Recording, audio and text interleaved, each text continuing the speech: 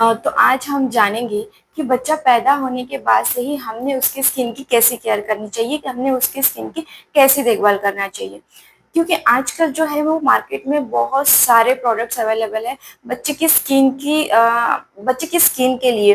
तो क्या ये सारे प्रोडक्ट सही में हमारे बच्चे के स्किन के लिए सेफ है, या फिर हम ये प्रोडक्ट छोड़ के हम ऐसी कोई घर की चीजें जो अवेलेबल है हमारे घर में, ऐसी चीजों को लेके हम अपने बच्चे की स्किन की देखभाल कर सकते हैं, जिससे हमारी बच्चे की जो स्किन है वो अच्छी रहे और उसको कोई हार्म ना हो।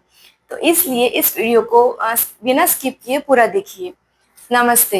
मेरे चैनल में आप सबका बहुत बहुत स्वागत है। एक माँ या फिर पेरेंट्स जो है वो अपने बच्चे के लिए हमेशा बेस्ट ही देना चाहते हैं, चाहे वो खाने की चीज़ हो, चाहे वो पढ़ने की चीज़ हो, चाहे वो खिलौना हो, या फिर जो उसकी डेली रूटीन की बातें हैं वो सारी चीज़ें हम अपने बच्चों के लिए बेस्ट ही देना चाहते हैं। तो इसमें से एक है जो है कि बच्चे का स्किन केयर।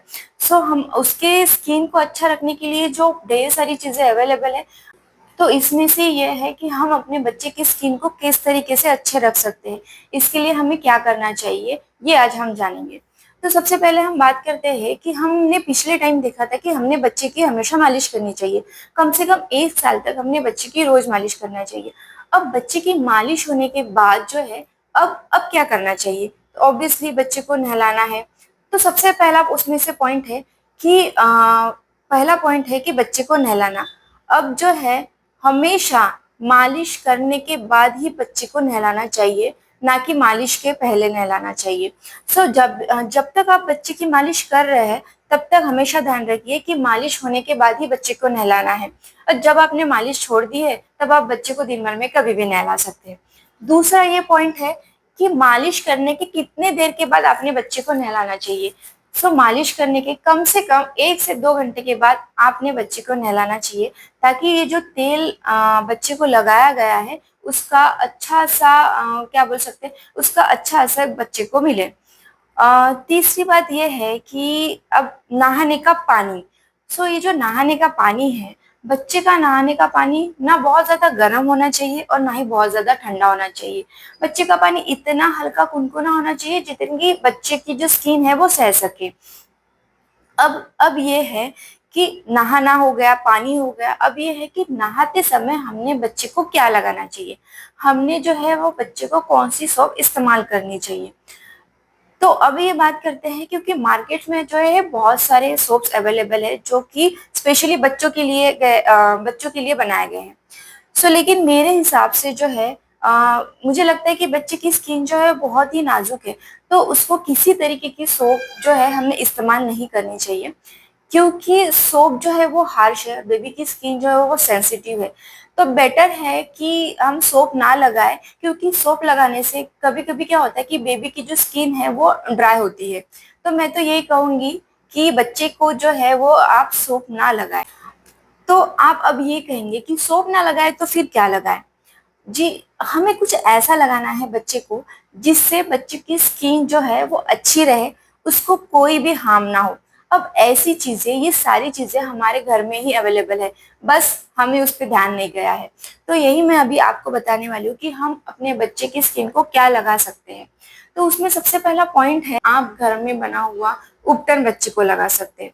दूसरा यह है कि हर घर में जो चने की दाल है उसका पाउडर होता है, मतलब कि बेसन होता है। आप बच्चे को बेसन भी लगा सकते हैं, मूंग की दाल का पाउडर लगा सकते हैं, मसूर की दाल का पाउडर लगा सकते हैं, चंदन पाउडर लगा सकते हैं, मुल्तानी मिट्टी लगा सकते हैं।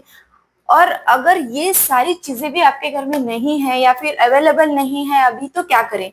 तो मुझे ऐसा लगता है कि हर घर में गेहूं का आटा तो होता ही होता है। तो आप अपने बच्चे को गेहूं का आटा भी लगा सकते हैं, बस आपको मैदा या कॉर्नफ्लावर ऐसी चीजें नहीं लगानी है। गेहूं का आटा भी लगा सकते हैं। ये जो मैंने आपको चीजें बताई है, ये ऑलमोस्ट घर में अवेलेबल है, नहीं है तो गेहूं का आटा तो होता ही होता है। दूसरी बात, जब भी आपको ये लगाना है आप इसका पाउडर बना के रखिए। जब भी आपको बच्चे को उसको लगाना है, बस उसको पानी में घोल के उसका पेस्ट बना के लगाइए, या फिर आप उसको दूध या जो दूध पे जो मलाई आती है उसमें मिक्स करके बच्चे को लगा सकते हैं। तो इससे क्या होगा, बेबी की स्किन को कोई भी हार्म नहीं होगा, बच्चे की स्किन जो है वो अच्छी रहेगी। दूसरी बात है अगर ये चीज आप लगाते हो अपने बच्चे की स्किन को, तो अगर फायदा ना भी हुआ ना, तो कम से कम आपके बच्चे की स्किन का नुकसान तो नहीं होगा, इस बात की तो गारंटी है। तो अब ये हो गई कि आपने बच्चे को क्या लगाना चाहिए। अब बच्चे को नहलाने के बाद क्या करना है। बच्चे को नहलाने के बाद जो है, आपने उसको कॉटन के बिल्कुल सॉफ्ट कपड़े से जो है पोंछ के निकालना है।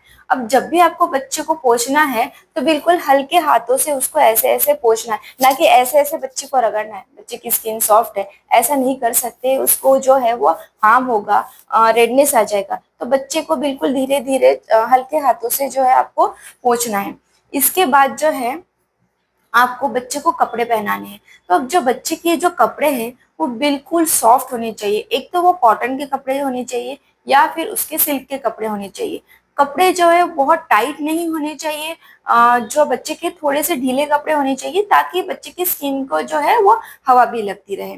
तो ये हो गई बच्चे के पूरे स्किन का रूटीन, जो आप अपने घर में इजीली कर सकते हैं। तो अगर आपको ये लगता है कि वीडियो यूजफुल है, इंफॉर्मेशन जो है काम की है, तो प्लीज़ वीडियो को लाइक, शेयर और कमेंट कीजिए, और चैनल को सब्सक्राइब कीजिए। Thank you.